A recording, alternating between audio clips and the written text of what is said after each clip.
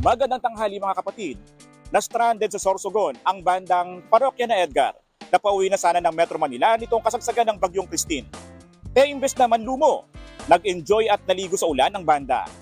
Ikaw kapatid, paano ka nananatiling positibo sa kabila ng mga pagsubok sa iyong buhay? Tara samahan niyo ako at magtatanong tayo dito. Pagdating ng umaga, pagpasalamat tayo na ginising pa rin tayo ng umaga. Kung ano ang mayroon, pagpapasalamatan sa Panginoon. Ayos naman. Nasanay na sa ganitong sitwasyon.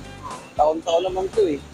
Kailangan ng dasal, yung tiwala sa Diyos. Sanay naman sa mga ganyan na ano lang. Sa loob lang yung mga dumating mga kalamitan. Gano'n po ako, naminginit po. Tapos gano'n po ako yung naminginit ako. Ako ang inyong hari ng bayan, ang tunay at nag-iisang pantanggal umay sa pananghalian.